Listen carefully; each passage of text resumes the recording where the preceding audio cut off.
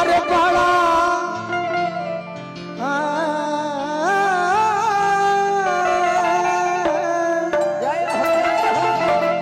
कि बड़ा अरे है जड़ाई पढ़ावता पहाड़ा राजा जी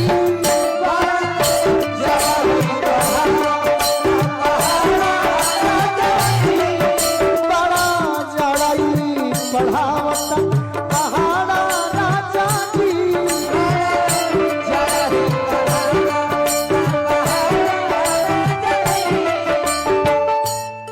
पोरे पोरे बहर खेहुन इहा रौरा उहा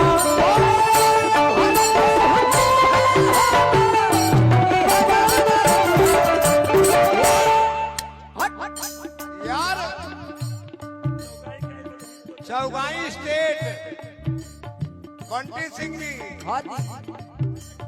कहाँ रवा लुका गई बड़ा अपना गैया रवा पढ़ पढ़ के समियाने में दौरी ले पैसा ले ले रवा ही के जवाब में ल जाए लगनी। आज हमनी के परम आदरणीय मित्र स्वर्गीय भृगुनाथ सिंह के पुत्र ही बंटी बाबू अपना गाँव में प्रोग्राम कराई ले। अच्छा अच्छा हाँ धन्यवाद। आई स्टेज पर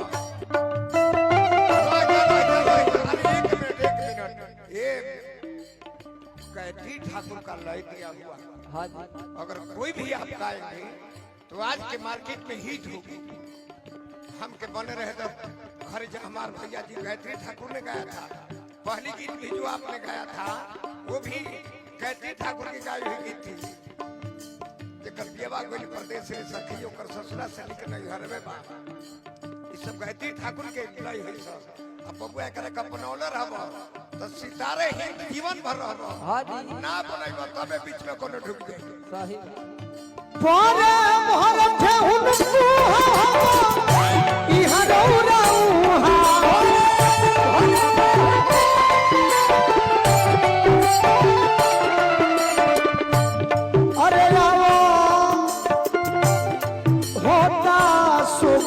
जवानिया कबाड़ा राजा जी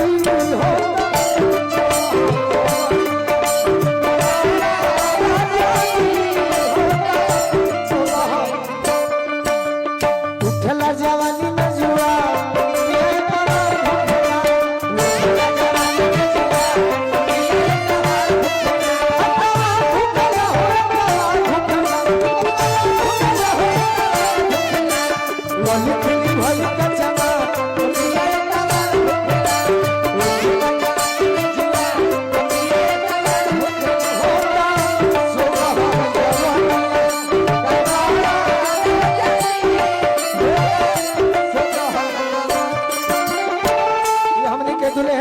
साले साहबानी तो हमनियों के सारे नु लागो। आज दोनों नचनिया के पते चल के कुंवर जी से मेन कुंवर जी से भेंट होइल का।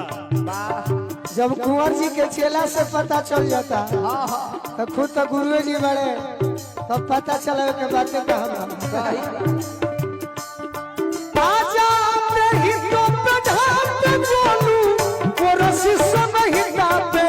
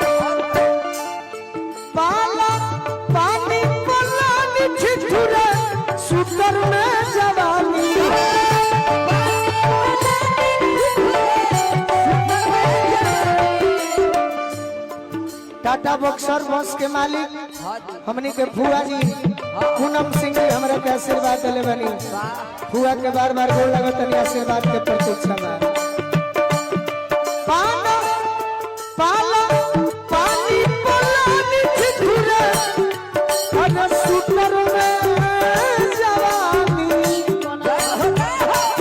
कुंवर जी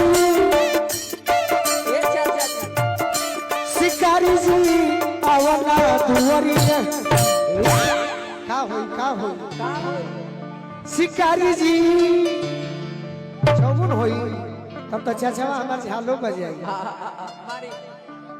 शिकारी जी अरे आवला दुआरी बानी अरे खाड़ा